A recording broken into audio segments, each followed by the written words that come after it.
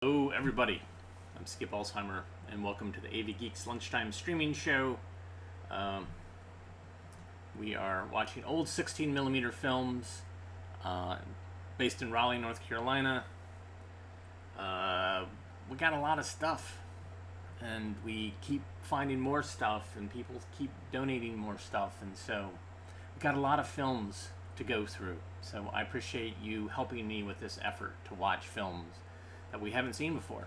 That last film was some footage from it was some sort of raw footage for the League of Women Voters.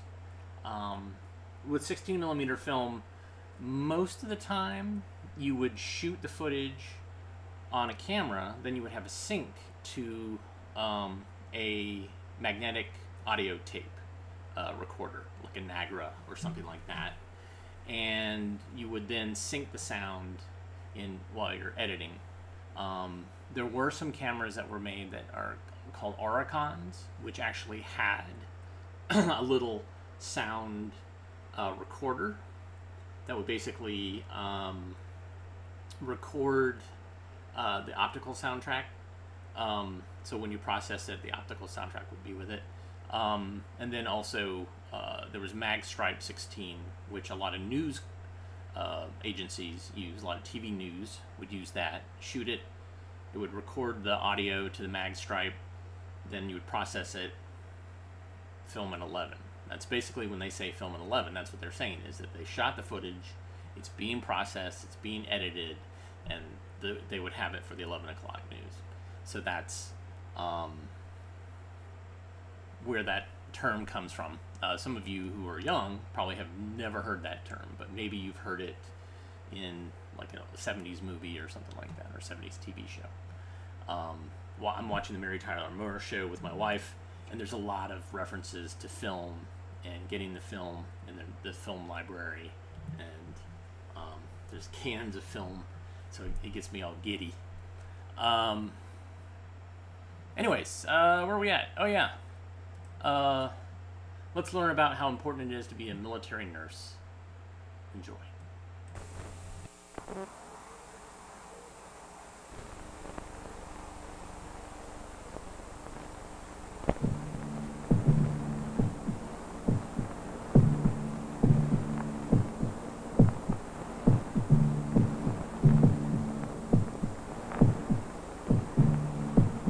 Somewhere, at this very moment, there is a military nurse helping a patient in need.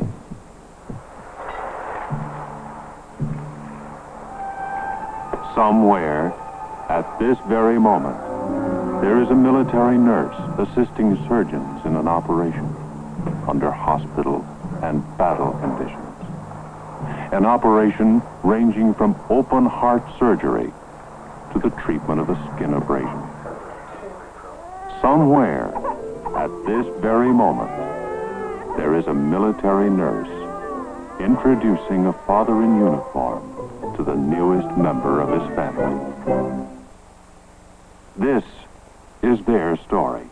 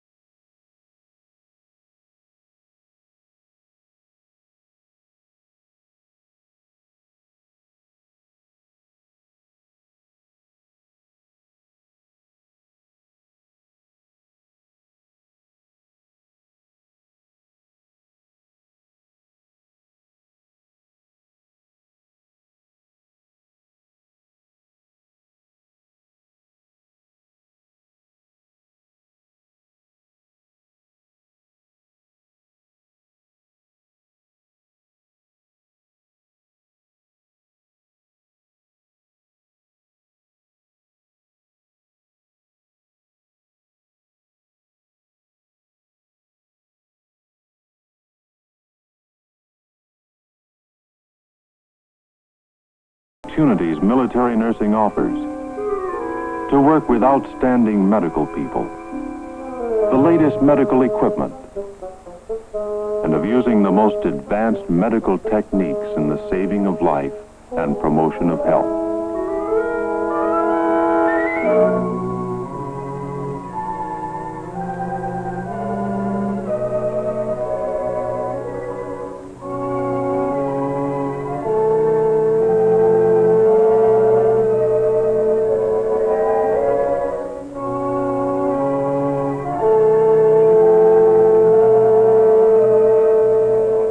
She'll tell you that the silence you hear in this operating room indicates teamwork, where the action of the hands of all is coordinated in a life-saving drama.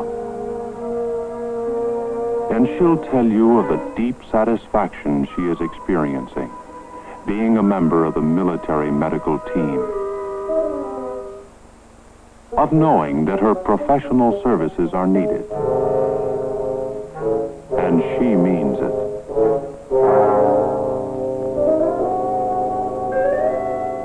You can see it as she performs some otherwise routine duty.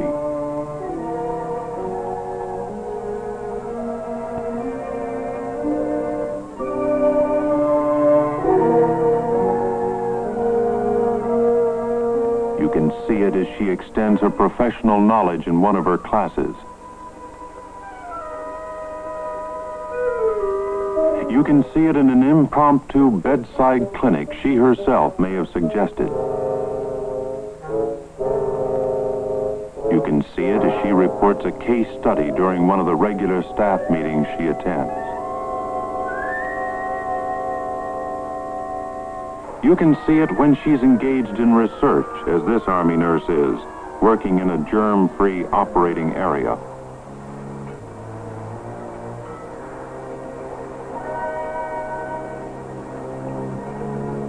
You can see it as she assists in the pursuit of an elusive diagnosis by means science has only recently provided.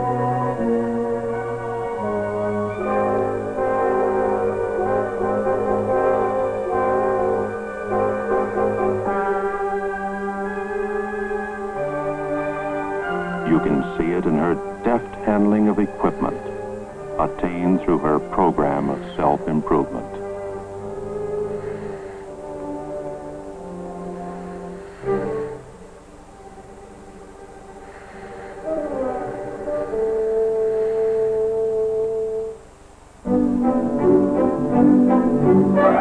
Of course, she'd be the first to admit that her enthusiasm was tinged with a bit of apprehension when she learned that she was accepted for active duty and learned she was to report for officer orientation for the Army Nurse Corps at the Medical Field Service School, Fort Sam Houston, San Antonio, Texas. For the Navy Nurse Corps, the United States Naval Schools Command at Newport, Rhode Island. And for the Air Force Nurse Corps, the Medical Service School, Gunter Air Force Base, Montgomery, Alabama. As a graduate nurse, each of these new military nurses had already acquired an open-eyed view of nursing, with no illusions that military nursing would be an easy job. And each doubts that the girls who finish their education in one of the military student nurse programs feel much different either, at first. But in a very short time, the new procedures become familiar.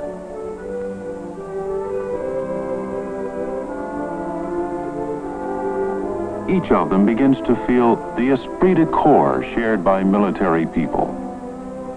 And before she knows it, because it doesn't happen all at once, each finds she's part of it, deeply happy with it, deeply satisfied by it. Each is content.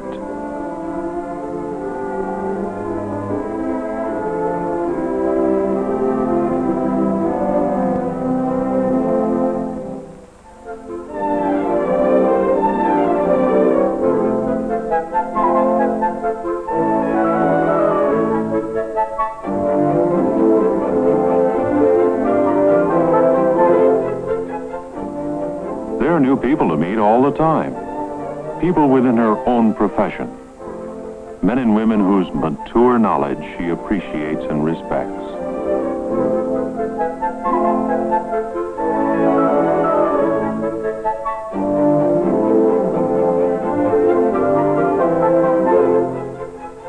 Men and women from whom she can gain in maturity and professional knowledge.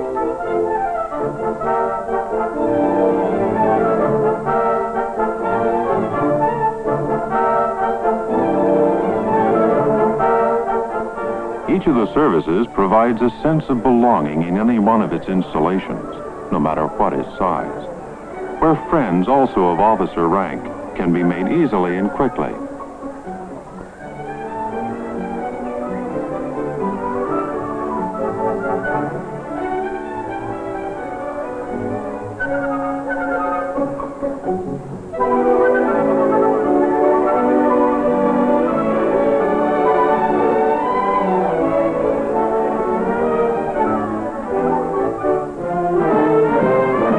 Each of the services also offers a wide variety of programs for the military nurse to attend. At this football game, for example, they can enjoy the relaxation and plain fun necessary to ease the normal tensions of an exacting profession.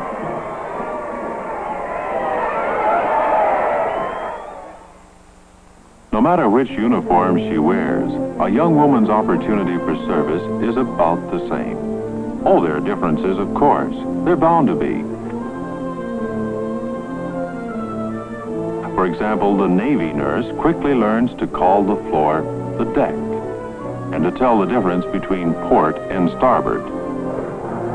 The Air Force nurse learns the effects of altitude and rapid decompression, and the meaning of Valsalva.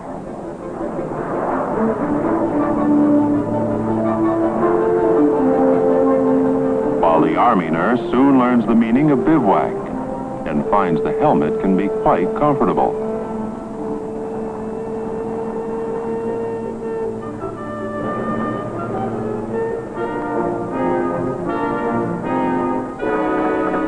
Although all are part of the same defense team and have many things in common, each service has its own pride, its own traditions that give it its own personality. Each of the services considers the patient's welfare paramount.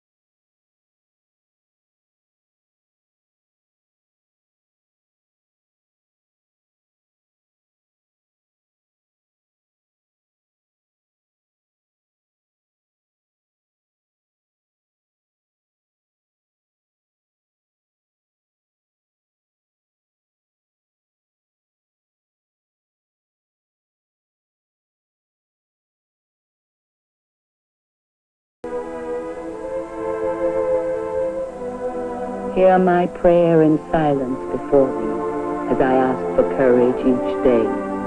Grant that I may be worthy of the sacred pledge of my profession and the lives of those entrusted to my care. Help me to offer hope and cheer in the hearts of my countrymen, for their faith inspires me to give the world and nursing my best. Instill in me the understanding and compassion of those who led the way, for I am thankful to you for giving me this life to live.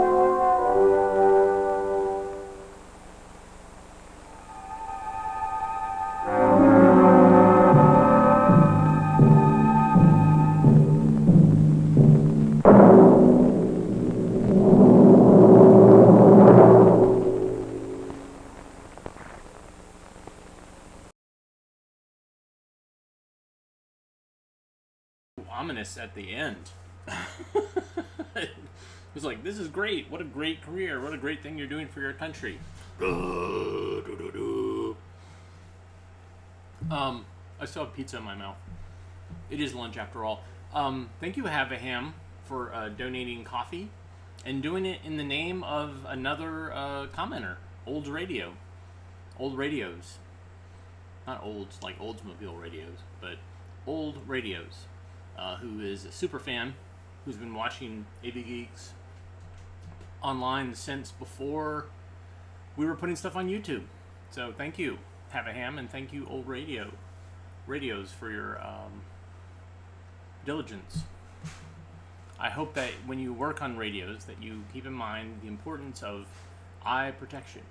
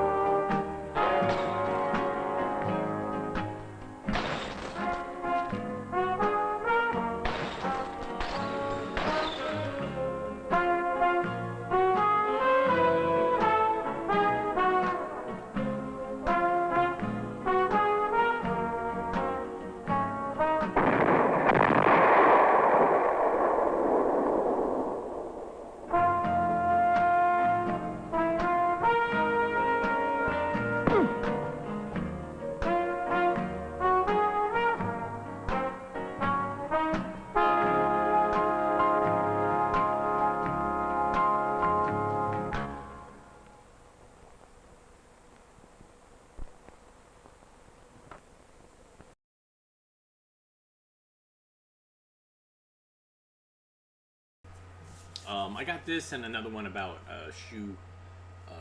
wearing proper shoes around the same time, thanks to eBay. And they both feature a very attractive young lady to get the point across. So, excuse me. I think that the target audience for this is not attractive young ladies, but workers who they feel like if we use a little sex appeal, maybe we can get our point across. So, here we go. We got a film set up on the telecine behind me. One I haven't seen before, and has absolutely nothing to do with the previous films that I've just shown. And that's the way it is here at AV Geeks. Is random. You don't like what I showed, wait 10 minutes and there'll be something else. So this is Belgium and the Netherlands, Lands and People. And I have a feeling I'm going to have to tweak the thing again. There we go.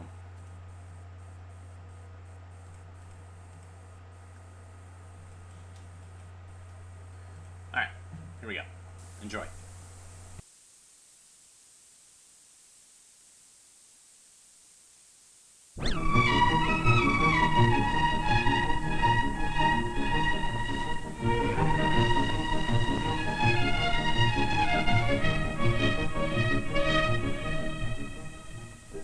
Belgium and the Netherlands are nations of many port cities.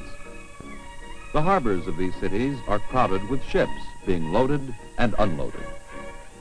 The harbors are busy places of trade. Belgium and the Netherlands are also lands of many waterways, rivers and canals that are also used for trade. Water and trade are important to the Belgian and Dutch peoples, as we shall see. The Netherlands and Belgium are two of the smallest countries in north-central Europe. Together, the Netherlands and Belgium are a little larger than the state of West Virginia, about 27,000 square miles. Each of these dots represents 500,000 people, a total population of more than 20 million. How can so many people earn a living in these small countries? Here is one answer. The Netherlands and Belgium lie close to the great manufacturers of Europe, Great Britain, Germany, and France, and handle many products of these manufacturing nations. Do these rivers and the North Sea help make trade possible? Important rivers that flow out of France and Germany have their mouths in Belgium and the Netherlands. These rivers and their connecting canals play a major role in trade and transportation in the Netherlands and Belgium, sometimes called the Low Countries. In many places, the coast of the Netherlands is low, so low that rising waters of the sea could flood the land. To prevent this, high barriers called dikes have been built by the Dutch. The Netherlands and Belgium, then, are called Low Countries because land elevations are generally low. How has this affected farming? The farms of Belgium and the Netherlands are small and well kept. This Dutch farm belongs to Mynheer de Jong. He is telling his son about the potato harvest. Potatoes, as well as beets and turnips, produce a heavy yield per acre and are important food crops. In both countries, fine dairy cattle are raised on the low, moist pasture lands. Farmers have increased their pasture lands, especially in the Zuider Zee area, by reclaiming land from the sea. How is this done? First, a dike of concrete or stone is built. This keeps the sea waters from further flooding the area to be reclaimed. Then, in pumping stations like this, electric pumps drain the water from the area. The water is pumped into canals. Some windmills are still used to aid in pumping water from canals into the North Sea. The land reclaimed from underwater is called polder land. Dutch farmers use the flat, fertile polders for grazing and growing crops. Greenhouses are another way Dutch farmers use their limited land area. Inside the greenhouses, farmers grow fruits and vegetables in and out of season. Fine hothouse produce includes tomatoes, grown for domestic use as well as for export. Other exports are tulips and hyacinths, raised by Dutch farmers in the sandy soil of the coastal region. Some cut flowers are exported, but the main reason tulips and other flowers are raised is for their bulbs. After the plants flower, the bulbs are dug from the sandy soil. These bulbs are one of the chief exports to other nations. So bulb raising is an important industry. Other industries include the mining of some zinc and lead in Belgium. In both the Netherlands and Belgium, coal is the only plentiful mineral. In the coal mining areas, the people live in small villages. Most of the men here work in the mines from which thousands of tons of coal are taken every year. And here comes some of that coal. The Netherlands produces coal for domestic use, while Belgium produces enough low-grade coal for export. These containers of coal are being efficiently transferred by crane from the railroad cars to the familiar canal barges.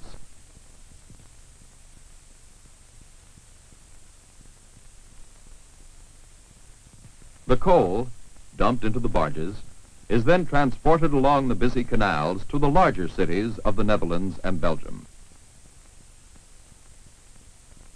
This barge is pulling into the harbor of Amsterdam with a cargo of coal.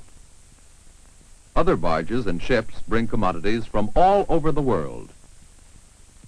For Amsterdam and the cities of The Hague, Rotterdam, Antwerp, and Ghent are receiving centers for products and raw materials.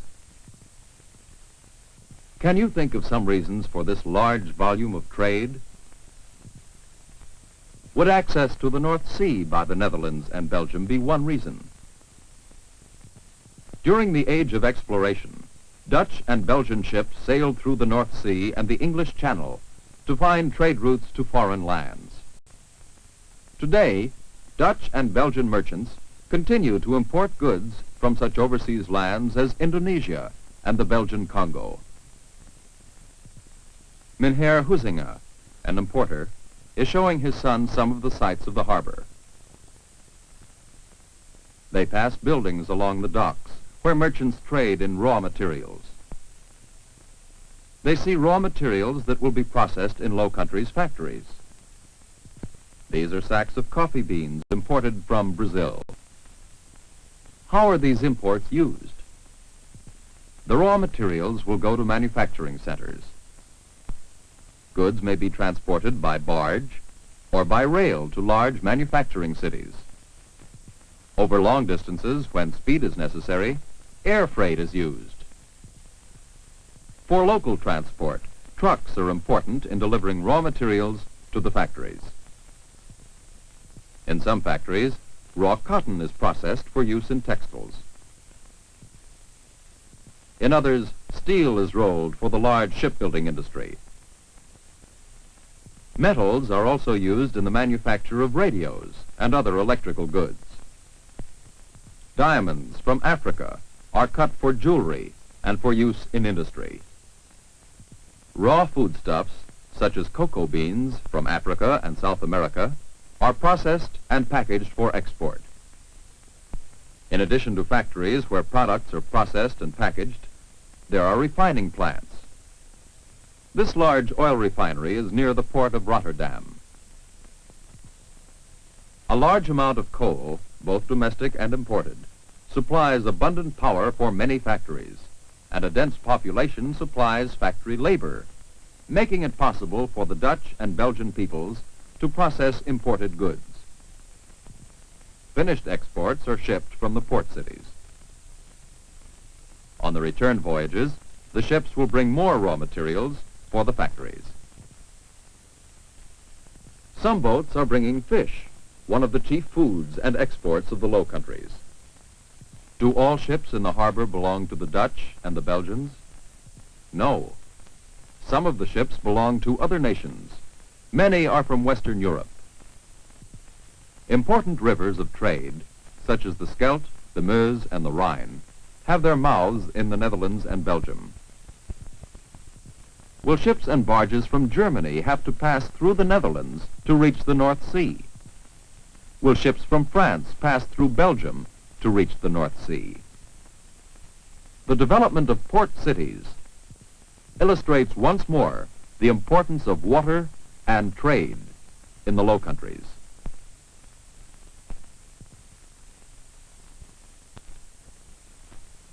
In the Netherlands and Belgium, we have seen that water and trade are two important ideas of geography related to the lives of the people. How has water affected the geography of Belgium and the Netherlands? How have Dutch farmers used land that was once underwater? How is manufacturing related to supplies of coal and dense population? Most important, how have the people used their access to the North Sea in building trade and supplying jobs? Perhaps now you can tell why the Netherlands and Belgium are sometimes called the trading workshops of Europe.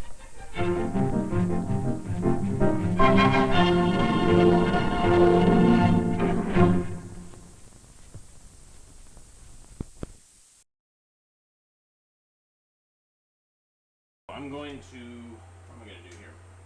I'm going to rewind this. So you can see we're rewinding the film.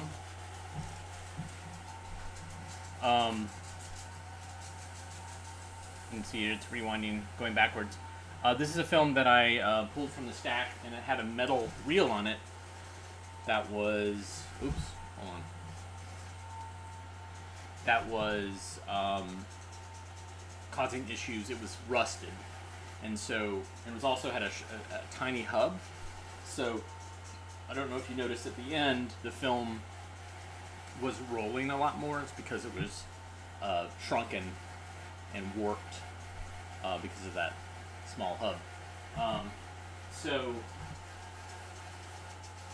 Somebody in the comments, at least on Facebook, mentioned, he said, you know, I thought that this was going to be color, that the beginning looked like it was color, but then it was black and white. No, that was basically the telecine. You can adjust the camera, and so it had a little bit of bluish in it and reddish in it, but that was fake. But then he mentioned, like, is it possible that, you know, they shot that this originally was color, then they released cheaper black and white versions? Yes, they most certainly did. And I'm finding that out because it's a Cornet film, and I'm going through the Cornet collection, and I'm finding more films from that collection that are color. Or I'm finding the original footage, which was color. And schools sometimes were like, well, do we really need this to be in full color? No. And then they buy a black and white version. Or if they buy a color version, it's Eastman color or Ektachrome, and so it fades red. Or occasionally they would find a Kodachrome. So we're setting up the telecine for the next film. And we're threading it through here. And this is going over the sound head, which is an optical sound head, it has a light in it. Then I'm going to thread it through. This is the LED lighting housing, which is a matrix of LEDs. Here's the camera and a mirror. And so what it does is it basically, when it encounters a perf, it says, okay, flash the LED and take a picture, and that's what it's doing. And I did that because I wanted to show you two films, and the way I have things timed out wasn't working. So that's why I wanted to go ahead and just show you what I'm doing. This next reel is 70s TV ads. Some of these I've shown before, some of them I haven't. So here they are, off the reel. Enjoy.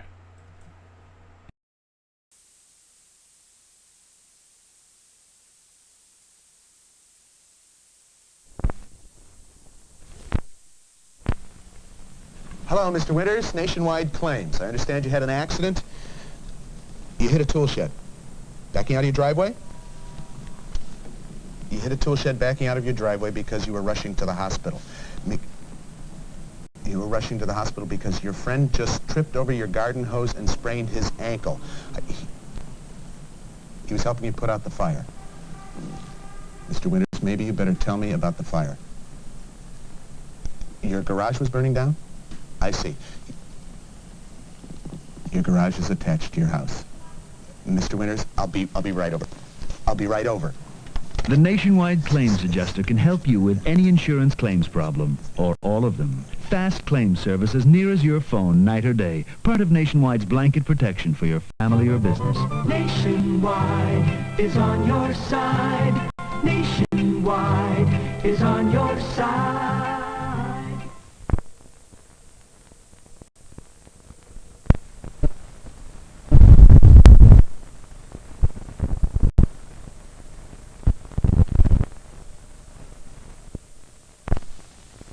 If you're looking for fast claim service, Nationwide is on your side.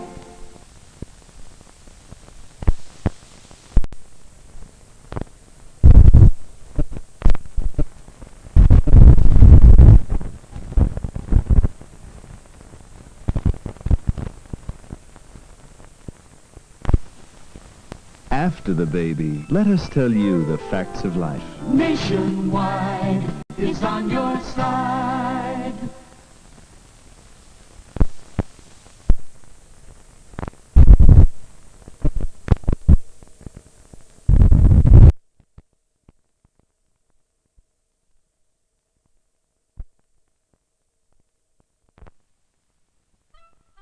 If you've had a bad break, Nationwide is on your side.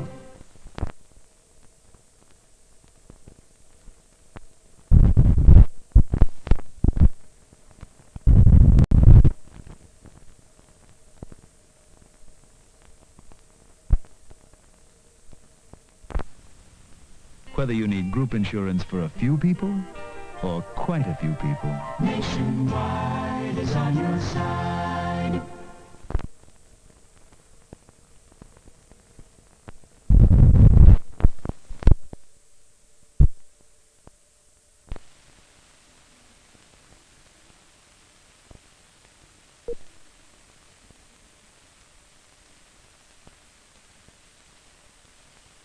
Revco saves you money on over 5,000 items. No gimmicks. No phony come-ons.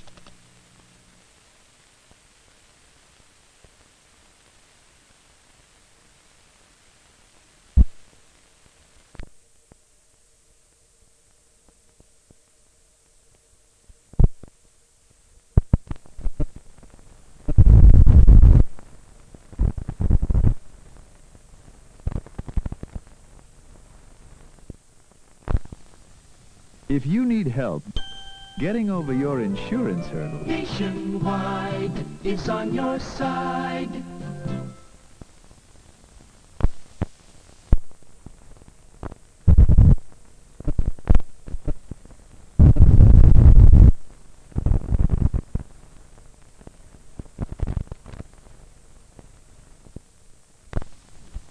when an unfortunate outcome puts a dent in your income, Nationwide is on your side.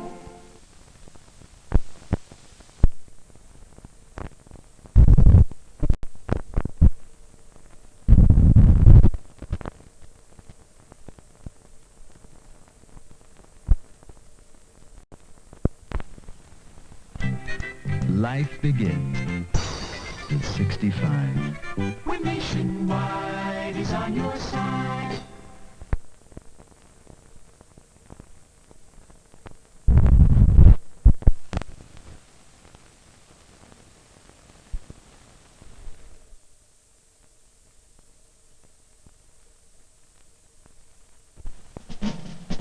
What we have here is your Rockwell variable speed reversing drill. Now, your 3/8-inch model gives you the low-end torque for your harder metals and your concrete.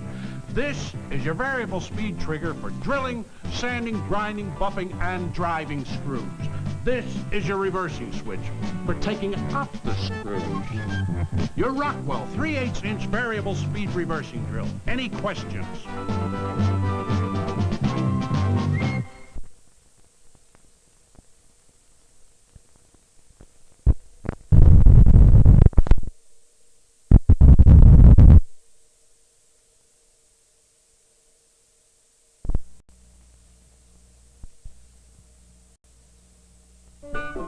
At Ramada Inns, we're building a reputation, not resting on one. If you've been staying in places with big reputations that take you for granted, check into an inn that's building its reputation, a Ramada Inn.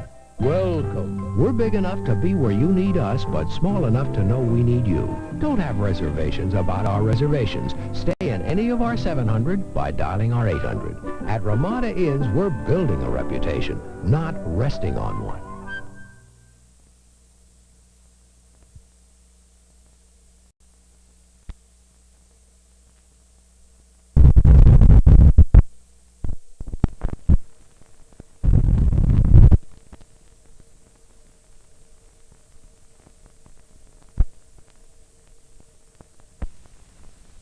There's a woman today who doesn't ask for help. When something has to be done, she does it.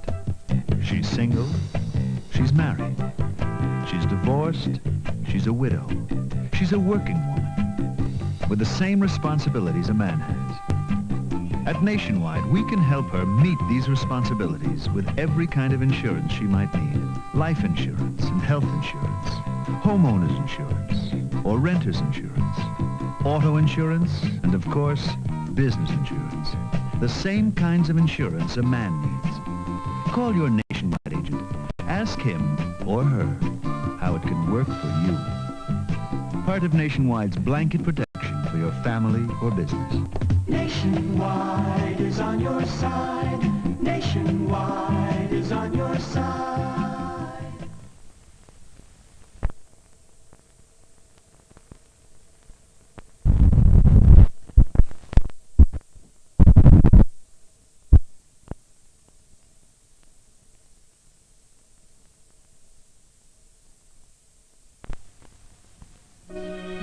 Raggedy Ann, the storybook friend of generations of children.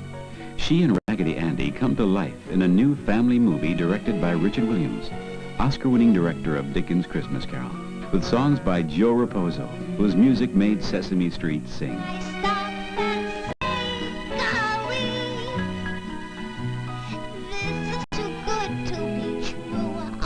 Raggedy Ann and Raggedy Andy, in a delightful movie from Bob's Merrill, the publishing people of ITT. It's ITT's very first movie, a kind of love song to a couple of favorite dollies we'd like to share with another generation. I get so jolly, knowing it's funny but true.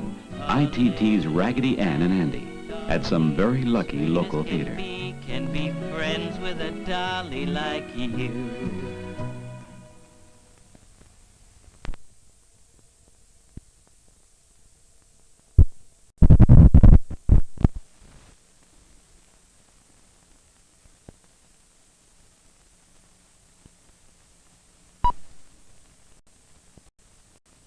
Scott's Liquid Gold preserves the finish, restores faded, dry-looking wood, and cleans off dirt, wax, and grime. Wipe it dry and see the richness of your paneling. The environmentally safe aerosol is Scott's Liquid Gold. It contains CO2 propellant, the same gas that's used in soda pop. Either way, liquid or spray, the pourable non-aerosol or the environmentally safe aerosol?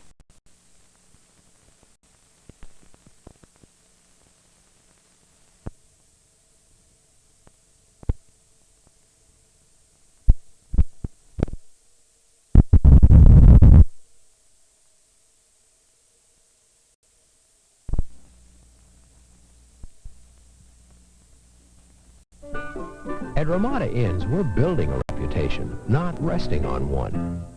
If you've been staying in places with big reputations that take you for granted, check into an inn that's building its reputation, a Ramada Inn. Welcome. We're big enough to be where you need us, but small enough to know we need you. Don't have reservations about our reservations. Stay in any of our 700 by dialing our 800. At Ramada Inns, we're building a reputation, not resting on one.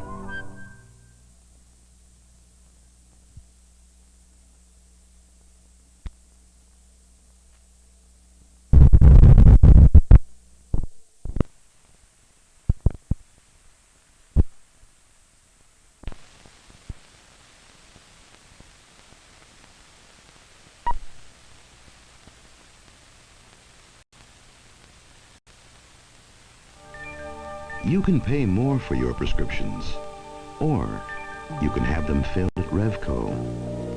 It's up to you.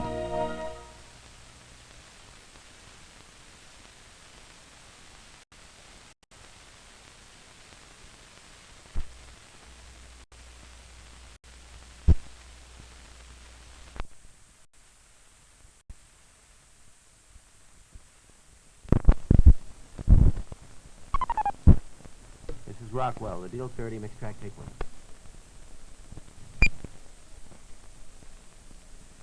This is the miter, the bevel, the dado.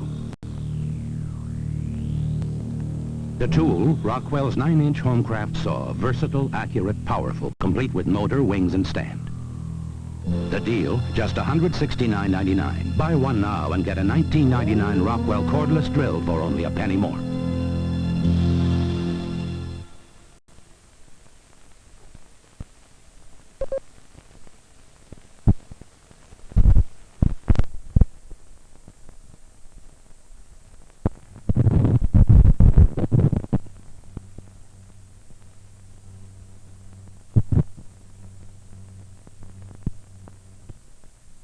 Here's what America's toughest critics say about scenes from Raggedy Ann and Andy. Great! Really, really good. The music got to me in a very certain way. Raggedy Ann and Andy is a new musical adventure, released by 20th Century Fox. If you think it's just a story about dolls, you're in for a surprise. It's very exciting. Welcome to Looneyland! That big googly eye thing was eating all that candy. I am the greedy. I like all the parts the best.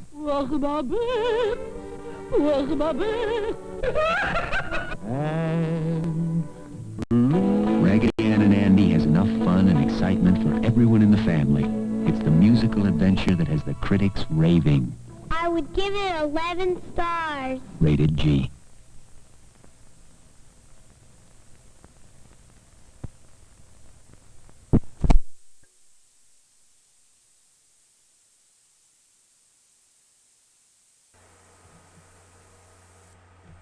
I would give it 11 stars.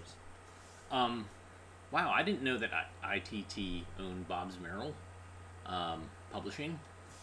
It all makes sense now. I was like, why did ITT, like, have anything to do with this Raggedy Ann and Andy movie?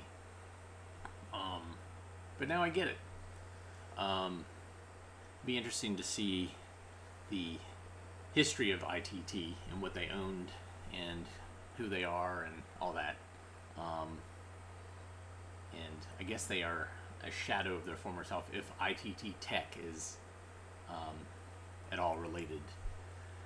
All right, so that was a bunch of TV spots, which I feel like I haven't shown a lot of those. There's a bunch of Nationwide commercials on there, which were awesome because they didn't duplicate.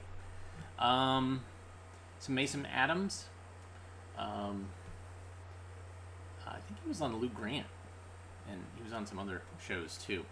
But let's quickly watch this film about reading.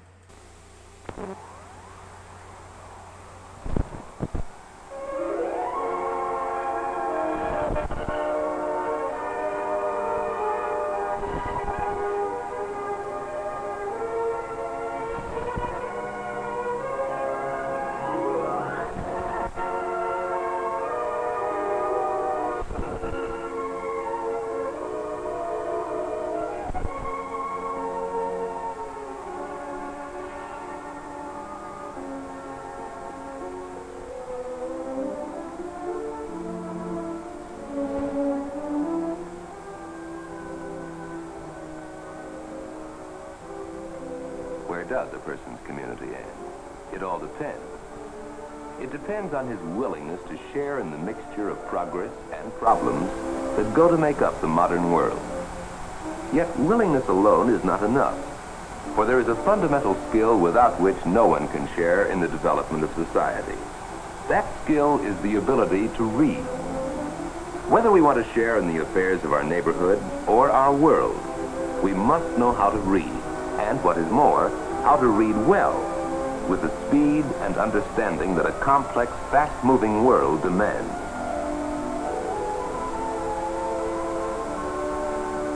Though reading is always among the first things taught in school, sometimes reading skill fails to develop. When that happens, difficulties arise which extend into almost every phase of life. Hey, come on, Harold, let's go. Oh. Say, somebody's at a meeting tonight? I guess not, Morris. I have to stay home and study. Study? What were you doing just now? History. All this time? Yeah, why? Gee, I finished the history assignment and had time to work on algebra besides. Gosh, I didn't even get through the whole assignment. Well, why don't you try and make that meeting? Well, the fellows never get a chance to see you anymore. Better not, Morris, but I'll make the next one for sure. Well, all right. Hey, come on, let's get out of here. Harold Wilson didn't know just what his problem was. All he knew was that it wasn't very pleasant to be making low grades and to have no time for fun. His teacher finally asked his mother to come in for a talk. I'm glad you could come in to see me, Mrs. Wilson. Well, I have been worried about Harold's grades lately. Well, they aren't very good for a boy of his ability. I've been wondering, does Harold have many outside activities? Well, he used to, but that's just it. Lately, he's been spending so much time studying. Mrs. Wilson, suppose I arrange to send Harold to the reading clinic. They'll test him to see whether he's reading efficiently and help him if he isn't. The next time the clinic came to his school, Harold was there. The first thing they did was test his vision. No trouble there. Next, they measured his reading rate. Fairly slow for this type of material, 180 words per minute. And then Harold took a battery of tests designed to measure his vocabulary, his understanding, his general knowledge of the world, and to bring out his own particular interests. They checked to find out just how quickly Harold's eyes could see words and phrases. After the testing, Harold's card was completed and sent on to the clinic director. Yes, it all ties in. Lip movement, reading rate fairly slow, vocabulary below average, eye span short. Gee, that sounds pretty bad. Oh, it isn't too bad. But your tests show that you have above average ability and your reading is far below your general level. So what can I do, Mr. Winter? Oh, there's a great deal you can do, Harold. It's all summed up in this little pamphlet I'm going to give you to read. You follow the reading improvement program set down here. It won't be long before you notice the results. Now, the first step is to find a good place to do your regular reading. Harold started his reading improvement program by moving furniture. Come in. Well, what's going on here? It's part of my reading improvement program, Mom. What has moving furniture to do with reading? Well, look, it says right here. The good reader finds a place to study and read that is free from distracting noises and interruptions. I have to study 15 minutes every day. Oh, I see. I'm going to move this chair now where I can be comfortable and have plenty of good light. I don't think this lamp will do you much good. Why don't you get that old reading lamp out of the basement? Gee, Mom, that's a good idea. I'd forgotten all about it. I'll get it right away.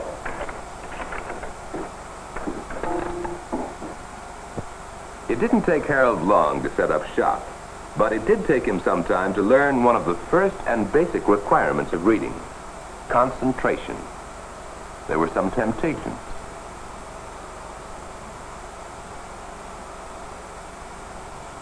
And there were some distractions.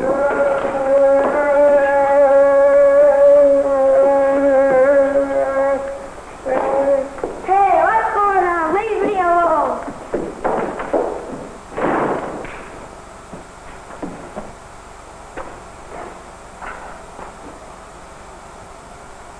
But after a while, Harold was able to get down to the real work.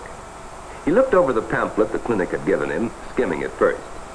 Skimming was a technique he was to learn more about later. Then he settled down to work on the first major point: how to read rapidly. It wasn't easy at first. Harold had a hard time trying to keep from moving his lips. Lip movement slows down your reading because it forces your eyes to take in one word at a time. The amount your eyes take in at one glance is called eye span. He had a hard time, too, trying to keep his eyes moving ahead, trying not to look back, even when there were words he didn't recognize at first. But slowly, he learned to control his lips. And slowly, too, he found that his eye span was improving. His eyes were now taking in more words each time they moved. And he was able to keep his eyes moving forward. Now, Harold could sense that he was reading faster. To make sure, he began to keep a close record of his reading rate. First, he timed his reading of a short passage. It took 9 minutes. Then he counted the words in the passage. There were about 1,820. 1,820 divided by 9 minutes. Harold's reading rate was about 202 words per minute. That was about 20 words faster than the rate he had first gotten at the clinic. Harold was improving, and every new calculation told him that as he continued to practice, he would continue to improve. But Harold was careful not to expect the same reading rate with every type of material. Newspapers, he learned, can be read faster than stories, and stories can usually be read faster than study material. Some textbook passages just have to be read over and over again, slowly and carefully. On the other hand, he found out that you can skim through some things before you read to get a general idea of what is inside and to find out what you might want to come back to. In the course of a few weeks, Harold discovered that his reading rate for all kinds of materials had jumped considerably, though it varied with different types of reading. But meanwhile, other improvements were being made too. Harold came to the second point of the reading program. And so he began to learn to use study aids, to look up names and words he didn't know, and to record his newfound information so that it became a permanent part of his knowledge. As these new habits became part of his life, Harold found that he had more time to think while he was reading, to ask himself questions about his work, and to understand things more thoroughly. As he came into the third phase of the program, words began to string together in phrases, and phrases came together in pictures. Pictures and ideas about the world that Harold Wilson had never experienced before.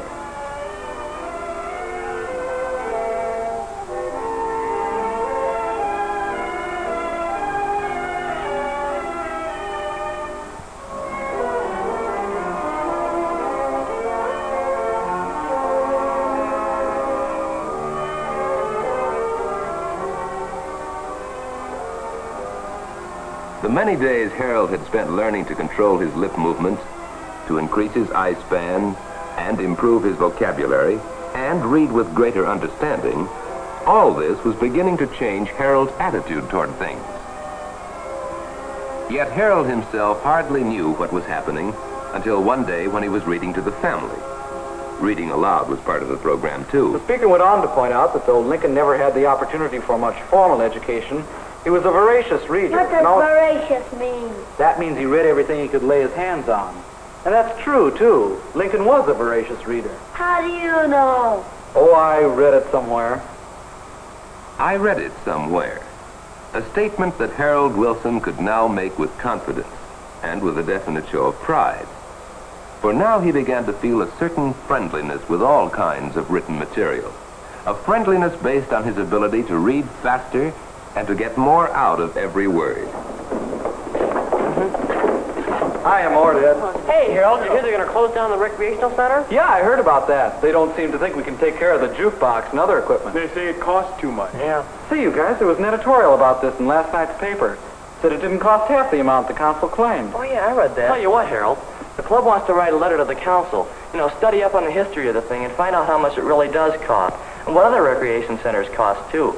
Of course, it'll mean some library work. It's okay by me. I'll do it. Wow. Hi, Miss Vernon. Hi, Miss Vernon. Here, let's get going. Anyone can improve his reading if he is willing to work at it. Businessmen may learn to read in 1 hour reports that used to take 3 hours to read. Farmers may find, through better reading, a wealth of information in material they didn't have time to read before.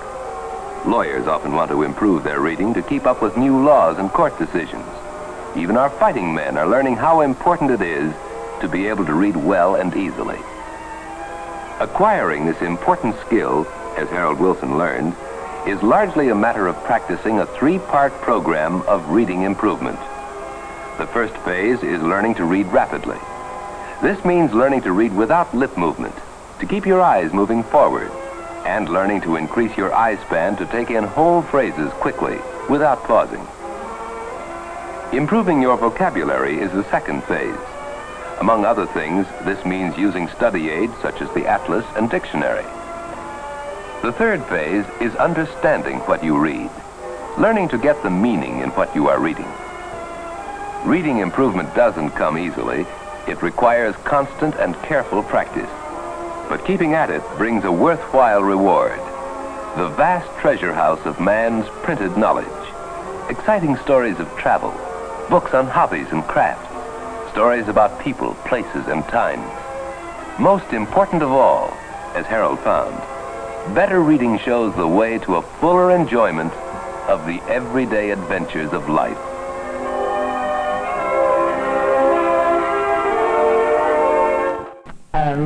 What, may I ask, is a dear little cupcake like you doing with nasty old school books? My dear child, we haven't had school or books in ages. No school? Really? Why don't you get rid of that school book? You can drop them in here.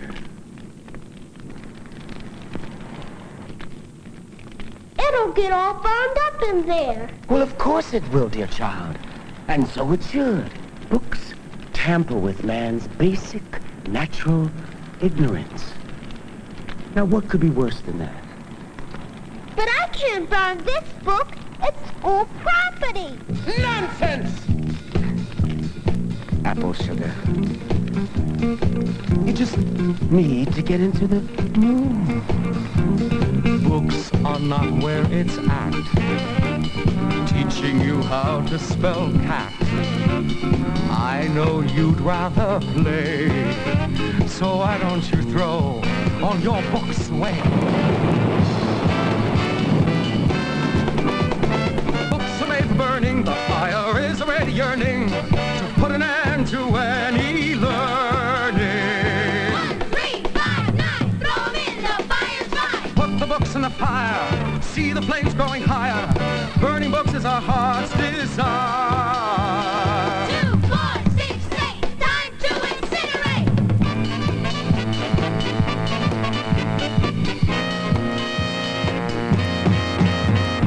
Books will not make you wise, and reading's bad for your eyes. I am sure you agree, so why don't you give all your books to me?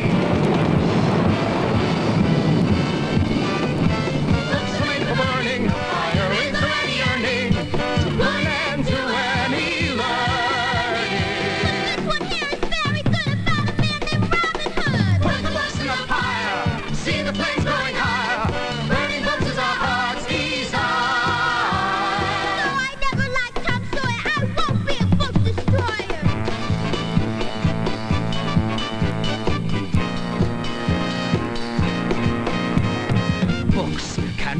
confused, teaching you things you can't use.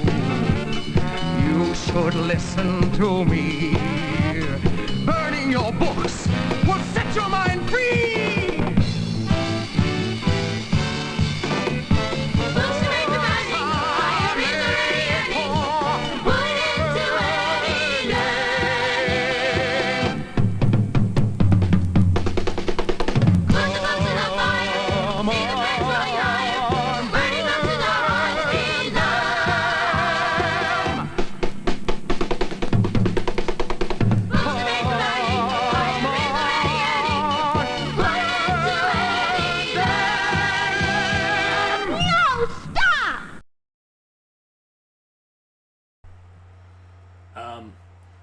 I really wanted to show that today, so I changed what I was going to show and how I was going to show it and how I was going to time it out just so I could watch that.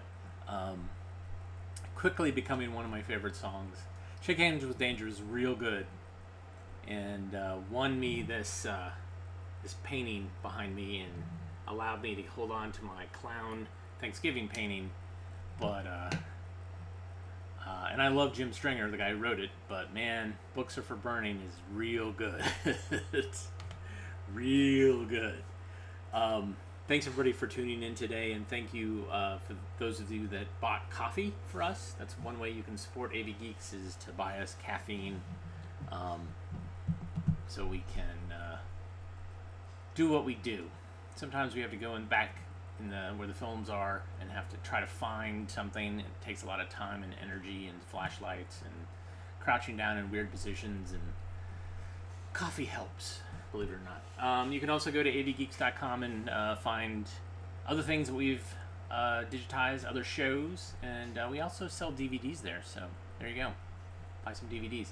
And one thing you can do is help us by just hitting like or the thumbs up or ring a bell for notifications. All those things kind of game the social media engines to say, hey, you should watch this, so that we get new people tuning in and going like, I don't understand what this is. And that's what we like, is to confuse people who are just scrolling through on their phones and they're like, what is this weird black and white film that's silent and has a bunch of assembly line footage. That's what we want to do here at AV Geeks, is have people go, I don't understand what this is. And so thank you to you who do understand what it is and do appreciate it. I appreciate you guys. I appreciate you letting me borrow your eyeballs. And,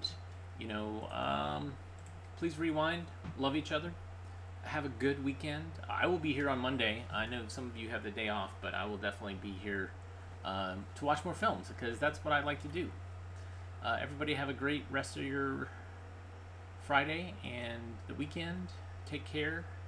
Be safe. Protect yourself. Protect your family. Reach out to someone that you think might need to be reached out to and just say, hey, I'm thinking about you. Everybody take care. Bye.